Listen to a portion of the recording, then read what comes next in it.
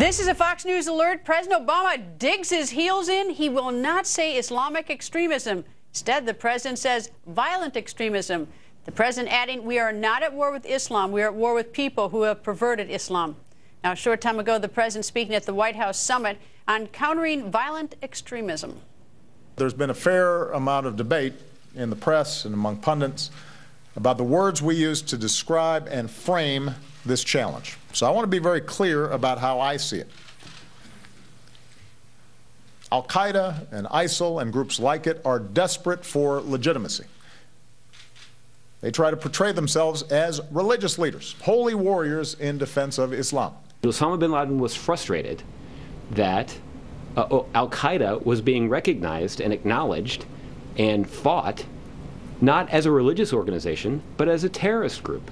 He even contemplated in those writings changing the name of Al-Qaeda to try to more closely identify it with Islam. He felt like that would be helpful to their flagging recruiting efforts. We can't paper over problems, and we're not going to solve this if we're always just trying to be politically correct.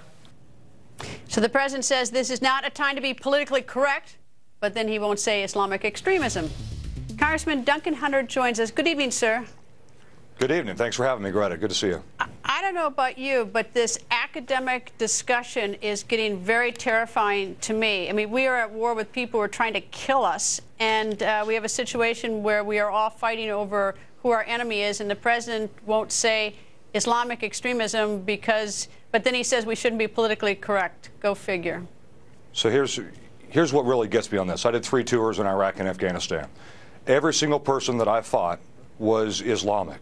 They were radical Islamists, but they were still Islamists. And the things that he mentions, like lack of education, lack of human rights, poverty, these aren't the causes of the violence.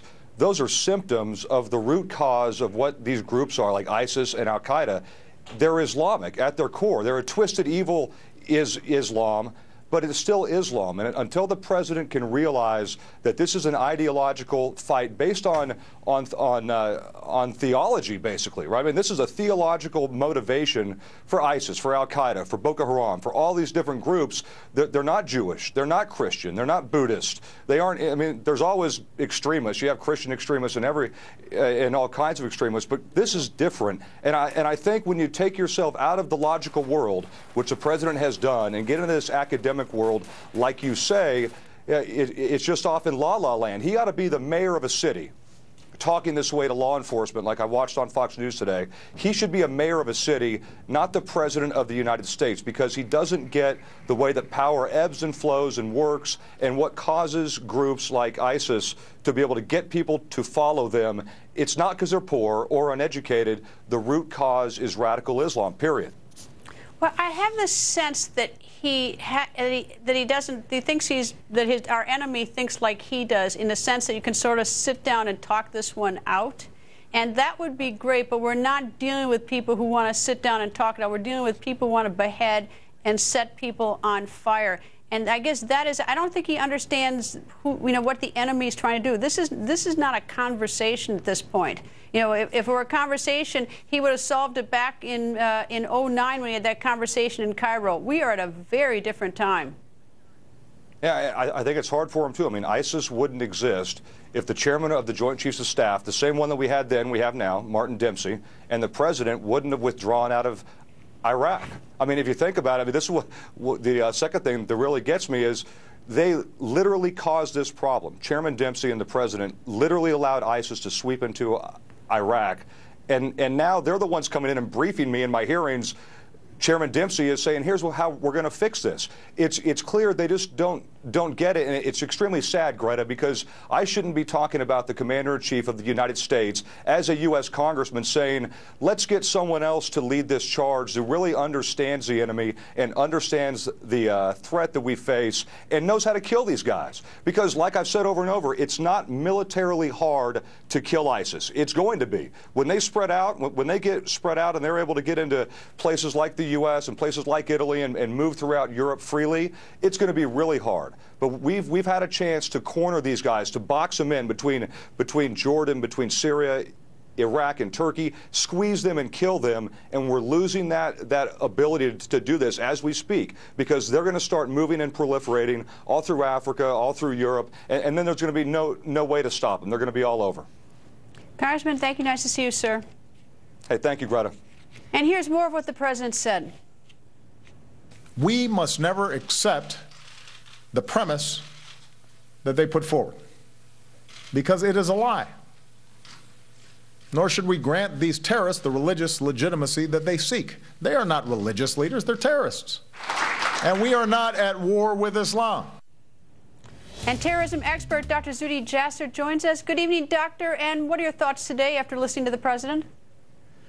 Greta, I mean, come on. Either they are unsophisticated or they're cowardly, or the president is in bed with the Islamists, sadly, because, okay, let's say the radical groups don't have legitimacy. What about the Islamic Republic of Iran? What about the Islamic Republic of Pakistan, or the Wahhabis, the monarchs in control of Saudi Arabia that behead people every week, that are transmitting the ideas to the petrobillions of the Organization of Islamic Cooperation? I mean, he is insulting, I think, so many millions of reform-minded Muslims who are trying to reject and push back theocracy. And the leader of the free world in the meantime is saying that, well, these terror groups are sort of coming out of thin air and it's just sort of a crime, education, and a job problem, which is absurd and oversimplifying. Doctor, I know that you have a long service in our military as well as being a doctor, and I'm curious what you think. In light of where we are tonight with ISIS, in light of the sort of the situation that we find ourselves in the world, what would you recommend? Well, my parents escaped persecution in Syria because America was that city on the hill that gave us religious freedom. I would recommend we need a president with the courage to identify who the enemy is, with the courage to lay out a vision, a strategy for advancing liberty, not just countering the symptom of violent extremism, but leading the American public and not insulting us and saying, you know, the American public has the intelligence to dissect political Islam away from liberal, reform-minded Islam, and we can do this. That's the time in history the president should lead us into. That's where America was in rejecting Christian theocracy in the 17th and 18th century, and Islam is right now. That's what I would want in my commander-in-chief, and why I served 11 years, because I think America is up to the task. I don't think the White House thinks we are. So how do you characterize the president's strategy? I mean, I was listening to the president today, and, you know, this is, we're still in the talk phase. We're still in the dissecting of language phase, and ISIS is growing. It's spreading to Libya. It's not getting smaller. Well, the president called his doctrine a strategic patience.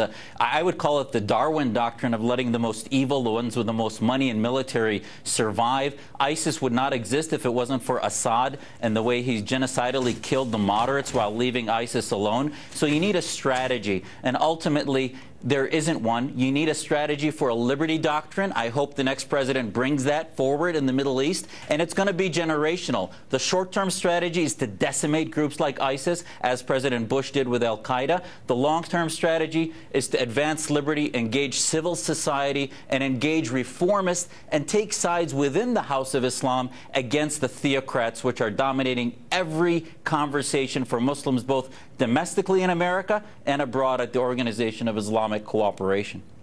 Dr. Jasser, always nice to see you. Thank you, sir. Anytime, Greta. Thank you.